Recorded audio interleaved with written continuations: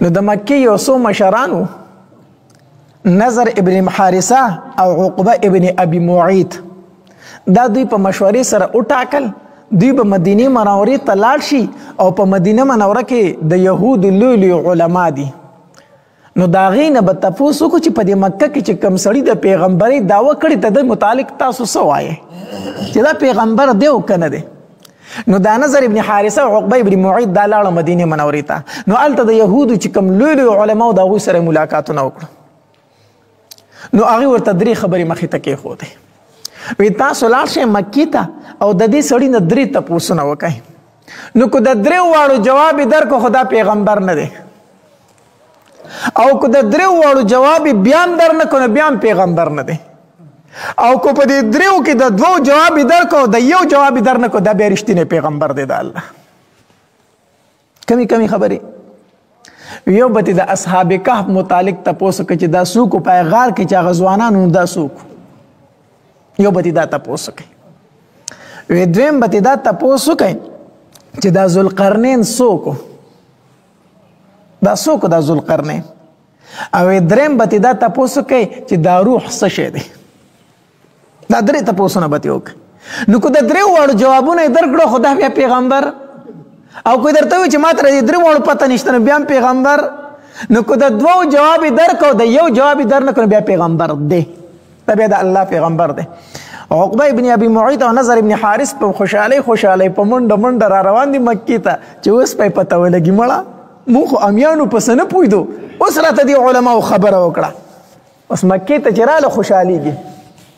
نبی علیه الصلاة والسلام راله وی که ته وایې زه د الله پاک د الله پیغمبر یم نو موږ ته د دې درېو خبرو جواب راکړه اصحاب کهف څوک ذوالقرنین څوک روح څه شی دی نبی علیه الصلاة والسلام ورته وویل سبا به درته ووامه خو انشاءالله یې پکې ونه وي انشاءالله ترې نه هېر شو زه به یې درته سبا ووامه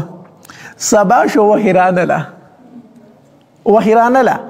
چې وحې رانله مکه کې لویه غوغا شروع شوه لویه واویلا شروع شوه دا وایي زه پیغمبر یم د درېو خبرو تپوس خو ترې کړی د هغې جواب وي چې سبا به در کوم او سبا شو هېڅ جواب ورسره نشته د هغې جواب ورځې تېرېدې او وحې نه راتله نبي علیه السلام ډېر سخت پریشانه دی چې دا څه وشو د الله تبارک وتعالی د طرف نه جواب نازل شو د اصحاب کهف متعلق هم جواب راغی د ذوالقرنین متعلق هم جواب راغی چې دا څوک او د روح متعلق ورته دا وویلی شو چې قل الروح من امر ربي د روح متعلق دا ووایه چې د روح په حقیقت تاسو نه پوهېږئ بس دا زما د رب یو حکم دی نو دا زما د رب یو حکم دی چې د جسم ته یې دننه کړی دی او چې کله یې نیټه پوره شي دا ترې نه وباسئ بس دا بیا بېجانه شي بیا مړ شي دغه روح چې وي د حرکت کوي دا روح ته ووت حرکت ختم نور اخوا حقیقت انسانان نو نه دی معلوم چې روح څه شی دی نو د دوو جواب میلاو شو د یو جواب ورته میلاو نشو هغوی ته جواب ورکو اکه د یهودو خبره وه چې که د دوو جواب یې درکړو د یو در نه کړو دا د الله پاک رښتینی پیغمبر دی بیا نبی علیه الصلاة والسلام ته رټنه هم میلاو شوله داسې معمولي غونته تنبیه ورته میلاو شوله چې ولا تقولن لشیء انی فاعل ذلک غدا الا ان یشاء الله واذکر ربک اذا نسیت د الله پاک پیغمبره داسې چېرته مه وایه چې زه به سبا دا کار کومه داسې چېرته مه وایه چې زه به سبا دا کار کومه الا ان یشاء الله مګر داسې ووایه که الله وغوښته زه به یې سبا کومه انشاءالله ورسره وایه چې کله درنه هېر شو چې کله دا درنه هېر شو بیا چې درته کله یاد شي نو دا وایه د دې وجې نه د عبدالله ابن عباس رضی الله تعالی عنهما قول دی وایي چې کله درنه انشاءالله هېر شو په یو خبره کې ورته ووایي زه به دا سبا کوم او انشاءالله دې ونه وي که یو کال بعد درته رایت شو نو انشاءالله ووایه